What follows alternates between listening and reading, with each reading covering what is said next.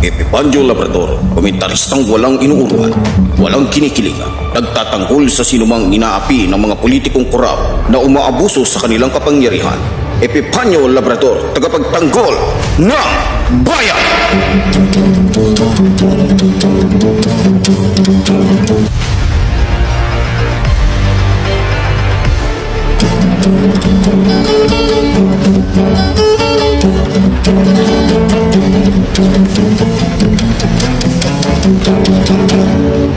Okay, magandang hapon po sa inyong lahat mga minamahal ko mga kababayan. Bago po tayo mag-umpisa, lagi naman po natin ginagawa ito. Magandang hapon po sa ating minamahal na Pangulong Ferdinand Marcos Jr. at maging sa ating minamahal na First Lady Lisa Araneta Marcos. At syempre sa ating pong minamahal na House Speaker Martin Romualdez at sa lahat po ng ating mga congressman. No? Lalong-lalo na po yung ating mga matatapang, masisipag at talagang makatao, makabansang mga congressman na kung saan ang laging iniisip ay ang kapakanan po ng ating inang bayan, maging ng ating mga mamayang Pilipino. Pasensya na po kayo at talagang malakas po kasi ang ulan dahil nga po sa amin pong kisame ay hindi po bato. Kaya rinig na rinig pa rin po yung ulan, hindi po kagaya pag bato yung ating kisame. Okay, pagpasensya nyo na po So, alam niyo po mga minamahal ko mga kababayan, sa totoo lang po naaawa po ko dito sa mga taong nagpapabayad. Kanina lang po may nakarating po na tawad sa akin mula po sa Davao City. Kumpirmado po pala na lahat halos ng pinadalo ni Sara Duterte dyan, halos lahat pala bayad. Nakakaawa talaga. Biro mo, sa kakapiranggot na pera, nagawang lokohin o nagawang kumbinsihin ni Sara Duterte o ng mga tao niya, na isama yung mga taong siyempre nangangailangan ng pera, walang pinagkakapitan. Karamihan pala dyan na isinama nila yung talagang walang-wala, na kumbaga sabay lamang sa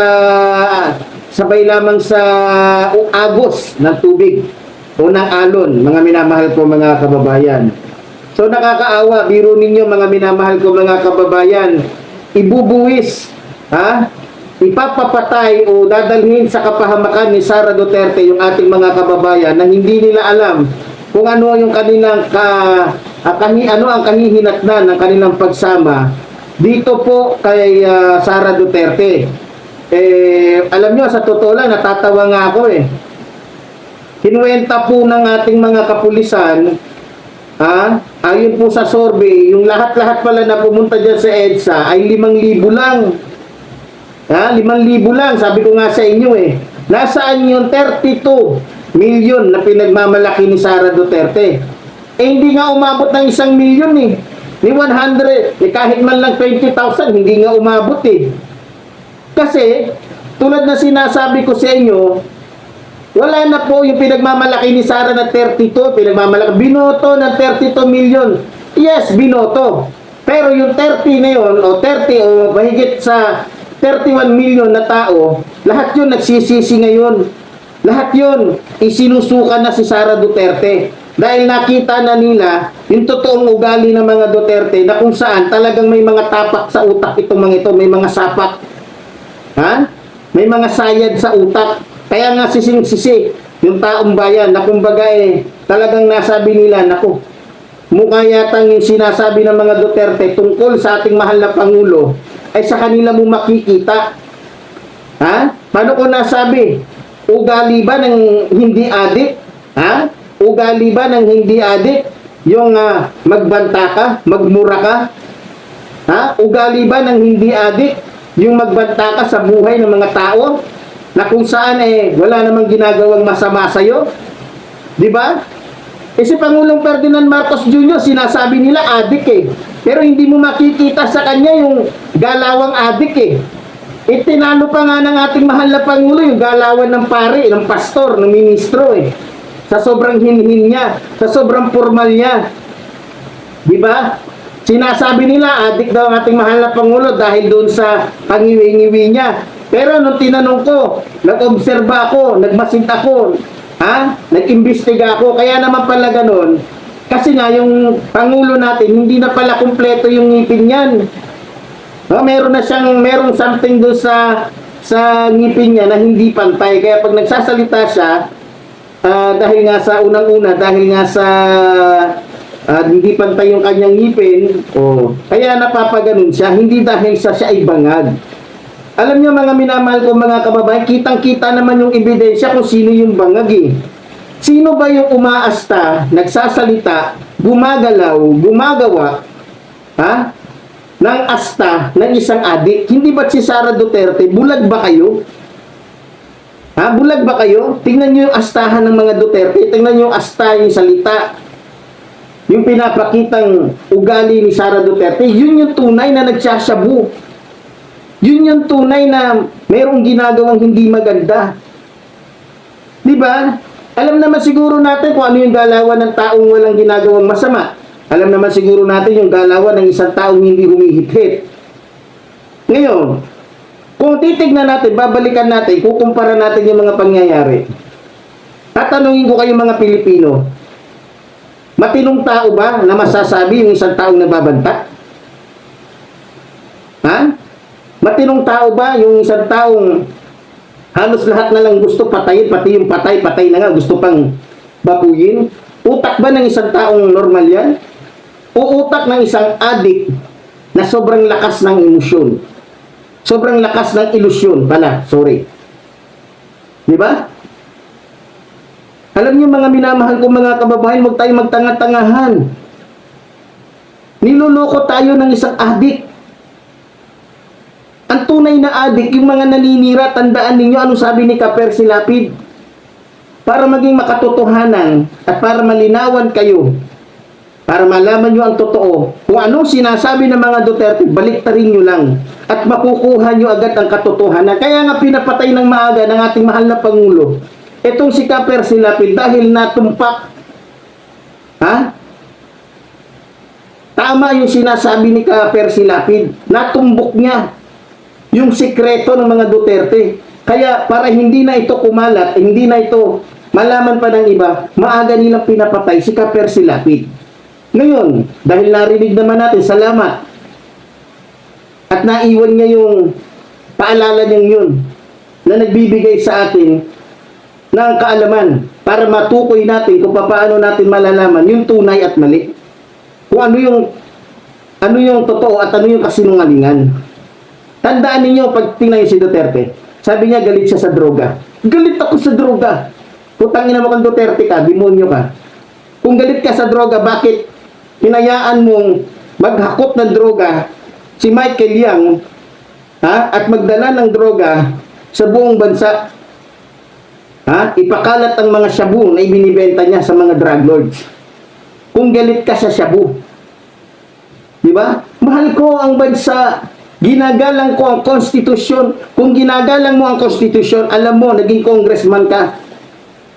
Alam mo kung ano ang nakasaad doon sa nakasulat sa batas ng konstitusyon. Bawal mag-appoint ng hindi Pilipino. Ayan inamin hindi pure ni konting dugo, walang dugong Pilipino si Michael Yang. Pero nagsinungaling ka sa taong bayan, niloko nyo ang taong bayan. Niloko mo ang taong bayan. Nag-appoint ka ng isang Chinese na naging kasabwat ninyo sa pagnanakaw sa Parmali. Totoo hindi? Di ba? Kaya nga, hinuli. Di ba? Yung involved doon sa Parmali, yung abogadong Chinese din. At yung iba tumakas. Si Michael Yang, pinatakas nila. Dahil alam ni Rodrigo Roa Duterte, natumbok na, natukoy na yung kanyang mga kahayupan. Sa totoo lang sa mga nangyayaring ito, hindi lang naman si Sara Duterte ang naghahabol na maging presidente siya, maging yung kanyang ama, na kung saan natutuklasan na yung mga kahayupan. Na kung saan nabubuking na yung kanilang mga kasamaan. Alam ko, yung mga taong kinukuha nila ngayon, kaya lamang nandiyan yan dahil sa ginagamitan nila ng pera. Gumagasta sila ng milyon-milyon, bilyon-bilyon para lamang makahakot ng mga tao na kung saan wala naman talagang alam. Sumusunod lamang dahil sa pera. Alam niyo ba yun? Masarap makipaglaban kapag ang pinaglalaban mo ay totoong tao.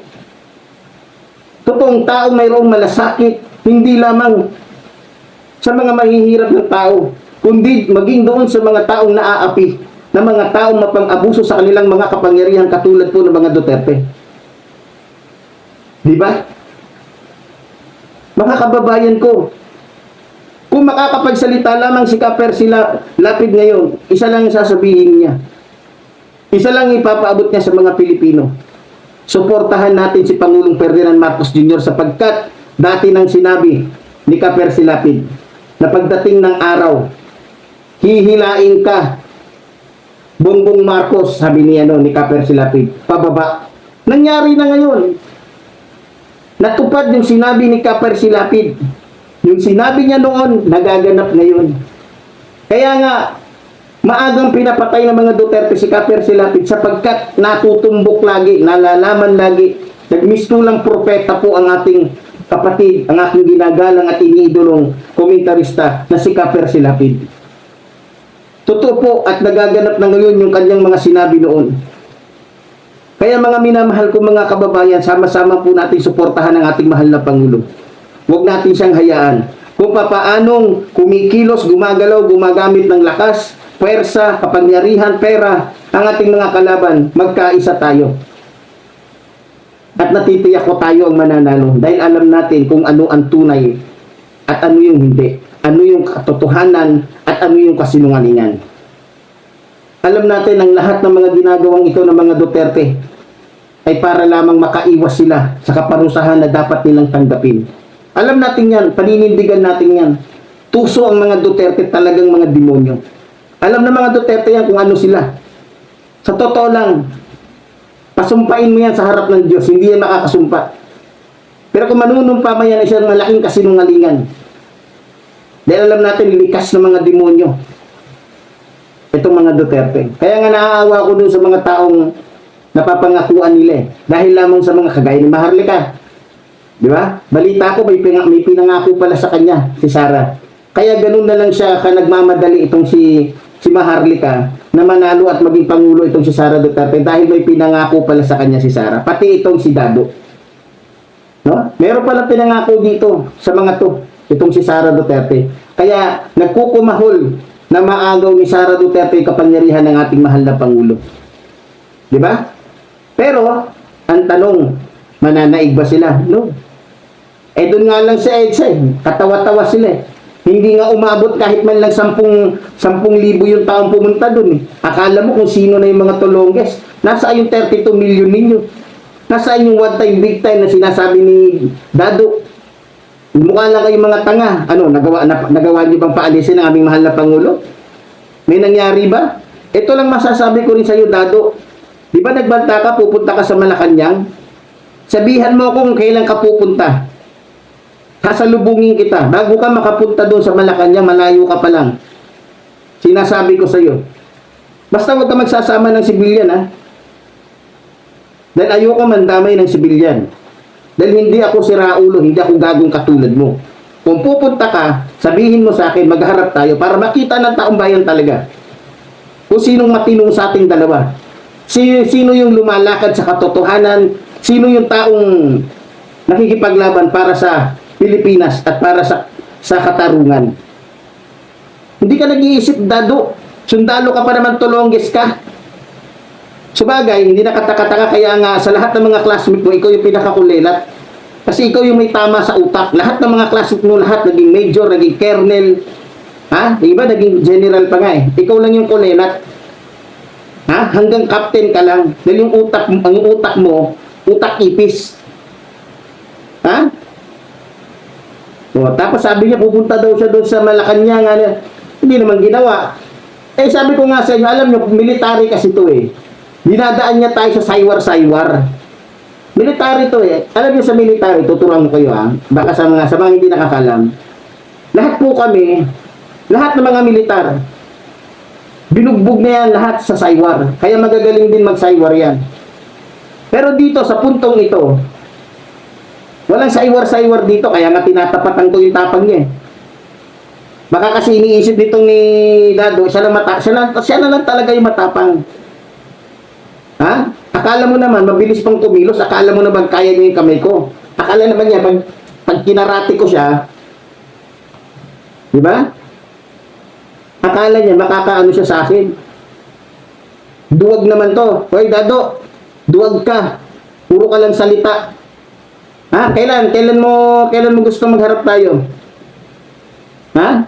Kailan mo gustong magharap tayo? Doon sa isang isla. Gusto ko isang isla kung gusto mo. Doon walang ibang matatamaan doon. Kahit na magbarilang, kahit iputok mo pa ng iputok yan. Kahit saang isla. Gusto mo sa lugar namin eh. Maraming isla doon. Ha? Sa Mindanao, doon tayo. Para malapit-lapit lang din ako.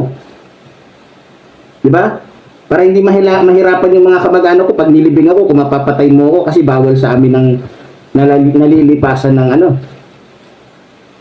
Kailangan bago sumalop ang araw, nakalibing na ako. Ha? Hindi ka ba naaatat? Mapapatay mo si Epifanio Labrador? Naku! Swerte mo, sisikat ka pa pag napatay mo ako. Kaya Dado, mag-isip ka, pagkakataon mo na to. Papatay ka para sa kriminal mo at bobo mong amo. Ha? Papatay ka para sa amo mong si Sara Duterte na mabaho pa sa altitran yung puki. Ha? Kung sino-sino na lang pinapapasok sa eng-eng niya. Di ba? Sige. Hihintayin kita. Sabihin mo kung kailan. Di ba? Wala, pinapaniwala pati nila, lahat daw ng mga Muslim, lahat daw, loko-loko. Lokohin nyo lolo nyo. Mismo si Miss Wari nga eh. Nagpahayag na. Leader ng MNLF yan ha. Mismo si Miss Wari nagpahayag na. Noon pa man, nakakampi niya si PBBM. Kung sino man yung mga commander niya na yan, yung mga MNLF na yan, siguro mga nabayaran yan. Pero hindi ko konsintingin yan ni Miss Wari. Sigurado ako, papaluin sa puwet yan. Baka ma-dismiss pa yan sa pagiging membro ng MNLF. Tahimik na si Miss Wari dahil binigyan ng pagkakataon ng gobyerno yan. Diba? Diba? Pero kung talagang gusto nyo ng gulo, sabihin ko sa inyo, 3 drone lang ang katapat ninyo. 3 drone lang katapat ng mga MNLF kung talagang gagawa kayo ng hindi maganda. Pero sabi ng mga kamag-anak ko, pag nangyari man yan, hindi sila sasama dyan. Hindi sila sasama dahil alam nila ang totoo. At syempre, panig sila sa akin. Diba? Alam nila eh, nakikinig yung mga kamag-anak ko sa akin eh. Nanonood yung mga kamag-anak kong Muslim sa akin. Diba? O. Sa totoo lang, si Robin Padilla nga lang, sinusukan na yan eh. Akala ni Robin Padilla, mananalo pa siya pagka tumakbo siya uli ng wala na. Minsan nang nadaya, naloko. Yung nangyari kay Sara ngayon, saka kay Robin, halos iisa. Na kung saan nabudol lang tayo. Diba? Kaya pinagmamalaki nila, to 32 million. Di kaya? O baka naman, kinausap nyo lang yung baka naman nabayaran nyo lang yung Comelec. Diba? Kaya natin, binabaliktad nila eh. Diba? Sinisiraan nila ating mahal na Pangulo, kaya na daw nanalo. Dahil kinausap nila. Hindi kaya si Digong ang kumausap sa para manalo yung anak niya dahil alam niya malakas sila si Vice President Leni Robredo ng panahon na yon. Nako, wag na lang. Di ba? Wag na lang tayo. Pero, hindi naman tayo nagsisisi na ang ating mahal na Pangulo ang naging Pangulo. Dahil, kung titingnan naman natin, simula po na naging Pangulo ang ating Pangulo, umasenso po talaga tayo. Di ba? Huwag tayo magsinungaling. Ang daming natulungan. Ang daming mga kababayan natin walang lupa, na nabigyan ng lupa, may sariling titulo na hindi nagawa ng dating administrasyon.